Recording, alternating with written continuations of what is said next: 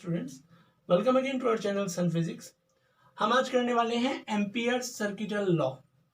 इससे पहले वीडियो में हमने magnetic field due to a current carrying wire, long wire और आर्क में अगर करंट फ्लो हो रहा है उसके सेंटर पे जो मैग्नेटिक फील्ड होगा उसको स्टडी किया था, और एक टॉपिक हमने वेलोसिटी फिल्टर का भी स्टडी किया था। अब हम एम्पियर सर्किटल लॉ करने वाले हैं। What is this ampere circuital law? It is about a current carrying wire which is carrying a current I. इसकी सराउंडिंग में हमने क्या किया है, एक R रेडियस का कोई सर्किल कंसीडर किया है। तो हम जानते हैं कि उसके चारों ओर मैग्नेटिक फील्ड प्रोड्यूस हो जाता है, और उसकी डायरेक्शन हम राइट हैंड थंब रूल से निकाल सकते हैं, जिसमें थंब तो करंट की डायरेक्शन को रिप्रेजेंट कर रहा है और जो उंगलियों के रैपिंग की डायरेक्शन है वो मैग्नेटिक इंडक्शन को शो कर रही है। तो अगर मैं यहाँ पे एक स्मॉल एलिमेंट्री सेगमेंट ले लेता हूं dl, और यहां पे जो मैग्नेटिक इंडक्शन है वो b है, तो integration b dl is equal to mu naught I होता है। This is called ampere circuital law. Language में हम इसको कैसे लिखेंगे? स्टेटमेंट क्या है? The line integral of magnetic induction b। Line integral का मतलब हुआ हम जो इंटीग्रेशन कर रहे हैं वो लेंथ के रिस्पेक्ट में कर रहे हैं, और क्योंकि डॉट प्रोडक्ट यूज कर रहे हैं ओवर द क्लोज पाथ। इस सर्किल का मतलब होता है ओवर द क्लोज पाथ, यानी कि ये जो क्लोज पाथ है उसमें हम क्या करते हैं, बीडीएल लेके और उन सबको ऐड कर देते हैं। इसका मतलब होता है इंटीग्रेशन बीडीएल, यानी कि line integral of magnetic induction be around any close path is mu not times the current passing through the surface enclose by the close path. यानी कि जो इस बी डी एल का इंटीग्रेशन होगा या B का लाइन इंटीग्रल होगा, इसको हम प्रोनाउंस करते हैं कि बी का line integral over the close path, इस क्लोज पाथ के अराउंड, वो उसके अंदर से गुजरने वाले करंट का म्यू नॉट टाइम्स होगा। वो करंट कहां से गुजर रहा है? जो पाथ इस कर्व ने क्लोज किया है उसके अंदर जो एरिया है उस एरिया में से करंट कहीं से भी पास करे तो उस करंट का कितना होगा? Mu naught times. इसको हम मैथमेटिकली प्रूव भी कर सकते हैं। प्रूव करने के लिए क्या करेंगे, हम जानते हैं कि आर डिस्टेंस पे जो मैग्नेटिक इंडक्शन होता है B, that is mu naught I by 2 pi R. अब हम क्या करते हैं, इंटीग्रेशन बी डी एल लेके चलते हैं। तो ध्यान दीजिए, B D L cos theta, इसे ऐसे लिखा जा सकता है। अब थीटा क्या है? बी और डीएल के बीच में एंगल, डीएल लेंथ भी इस तरफ ही है और बी भी इसी तरफ है, तो दोनों के बीच में एंगल थीटा हो गया 0। वैल्यू पुट करते हैं तो इंटीग्रेशन बी डी एल क्या हो जाता है? बी डी एल इंटू 1, क्योंकि कॉस 0 की वैल्यू 1 होती है।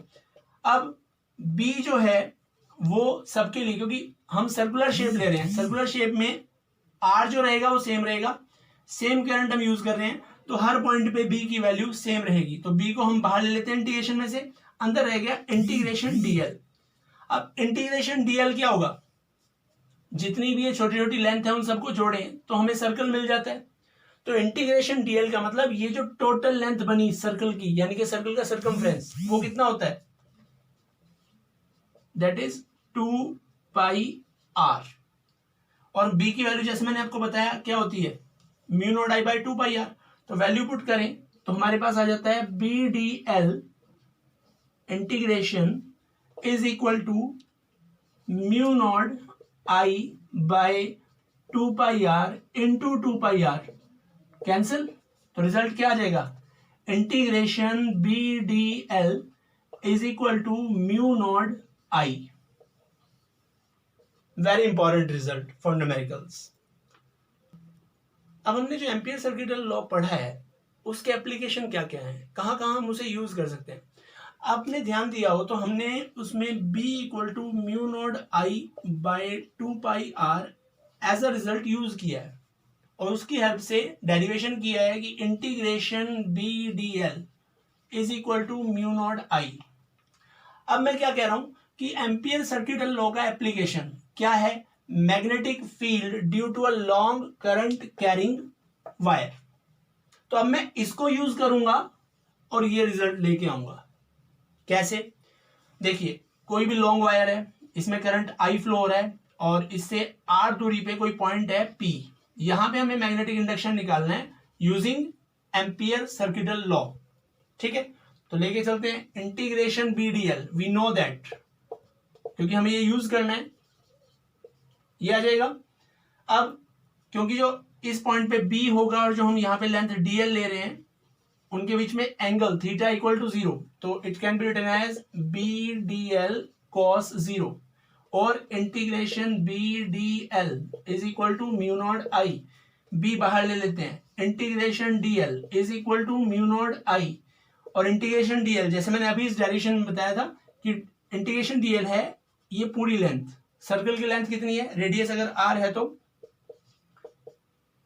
2 pi R is equal to mu naught I, तो यहां से B क्या आ जाएगा, mu naught I by 2 pi R। देखिए, इसमें हम ये रिजल्ट लेके आए हैं, लेकिन जब हम ये डिराइव कर रहे थे तब हम ये रिजल्ट लेके चल रहे थे।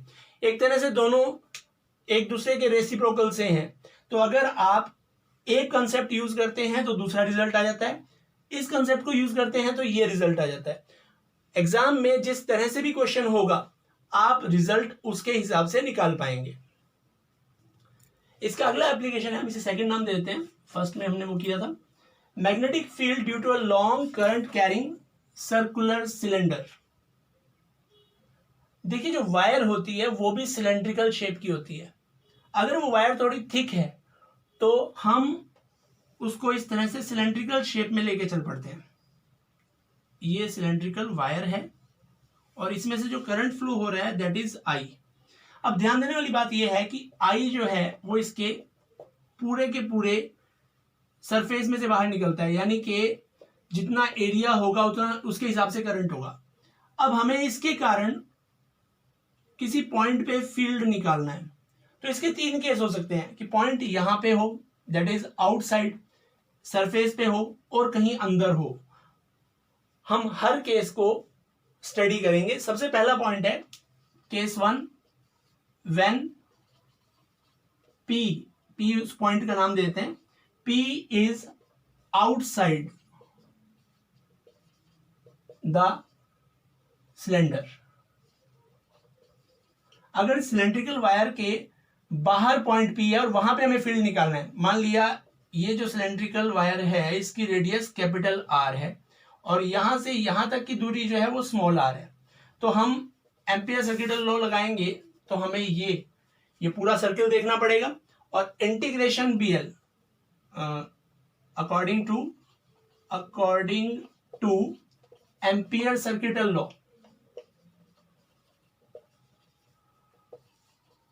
क्या हो जाएगा, integration BDL is equal to mu naught I।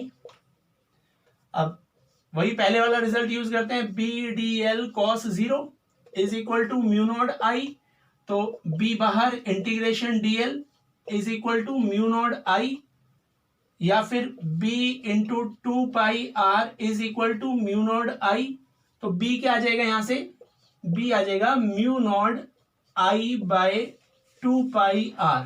No problem, जैसे पहले रिजल्ट आया था वही रिजल्ट अब आया है। तो यानी कि point if lies outside then there is no difference in the result we got now and the previous result. दूसरे केस में क्या होगा, when P is on the surface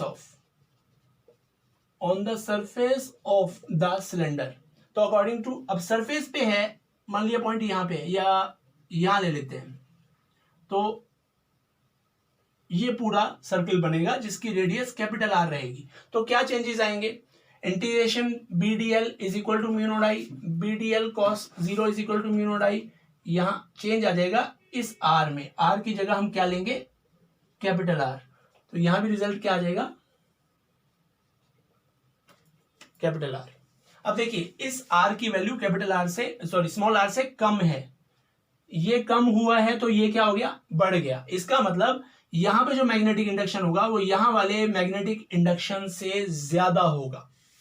ठीक है, दो केस हो गए, आउटसाइड वाला भी, ऑन द सरफेस वाला भी। अगर पॉइंट यहां है तो हमें सर्किल ये लेना पड़ेगा। तो अब थर्ड केस को लेके चलते हैं।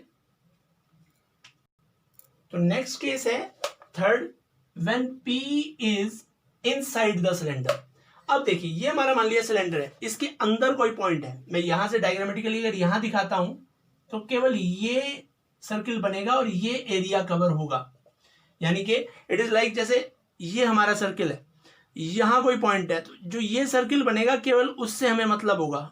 अब ये मैं बात क्यों कर रहा हूं कि इतने सर्किल से मतलब होगा, मैं इसको ऐसे रख के देखता हूं। तो जब ये स्ट्रक्चर है, ध्यान दीजिए, ये रेडियस है कैपिटल आर, मेरा पॉइंट जहां पे है उसके हिसाब से रेडियस बनती है कोई स्मॉल आर मान लिया। अब पहले पूरे एरिया में से करंट आ रहा था, तो पाई आर स्क्वायर एरिया में से करंट मान लिया आई आ रहा था, यूनिट एरिया में से आएगा I by pi R square, और मैं जितना एरिया अब कंसीडर कर रहा हूं वो कितना है, पाई आर स्क्वायर, तो उसमें से करंट कितना आएगा, I by pi capital R square into pi small R square. इसको मैं आई डैश का नाम दे देता हूं, क्योंकि जो इतने रीजन में से करंट पास होगा अब मुझे केवल उसी से मतलब है।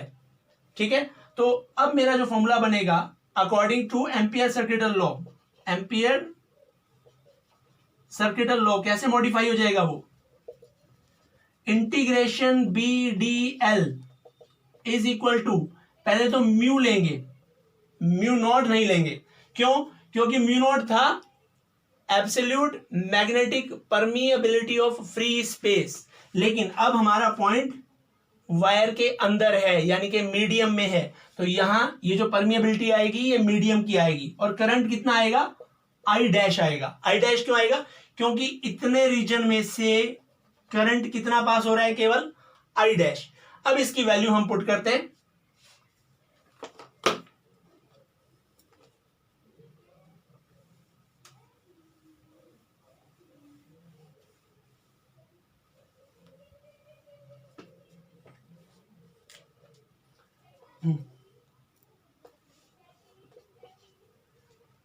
B D L cos 0 is equal to mu, I dash की वैल्यू कितनी है, I R square by capital R square, क्योंकि पाई से पाई कैंसिल, या फिर B integration D L is equal to mu I R square by R. Integration DL, इस बार ये लेंथ है, इसकी रेडियस स्मॉल आर लिया हमने, तो ये हो जाएगा b into 2 pi R is equal to mu naught, sorry mu I R square by R square. तो रिजल्ट क्या आ जाएगा, इसको रब कर देते हैं, एक आर कैंसिल हो जाएगा and we are left with what, b is equal to mu by 2 pi R square I into R. अब इसमें ध्यान देने वाली बात यह है कि जैसे जैसे आर बढ़ेगा बी बढ़ेगा, लेकिन सरफेस पे हमने कितना फॉर्मूला पढ़ा था, सरफेस पे पढ़ा था B equal to mu naught I by 2 pi capital R, और उसके बाद हमने पढ़ा था b is equal to mu naught I by 2 pi small R. R बढ़ता जा रहा है, b कम होता जा रहा है, इस पॉइंट पे b क्या होगा, मैक्सिमम होगा। सेंटर पे क्योंकि r 0 है, यहां पे आप b 0 होगा, यहां से आप बढ़ते जाएंगे, r बढ़ रहा है मीडियम के अंदर, क्योंकि r बढ़ने पे b बढ़ता है। उसके बाद सरफेस पे आ गए, मैक्सिमम b अचीव हो गया, उसके बाद आगे बढ़ेंगे तो b कम होता जाएगा।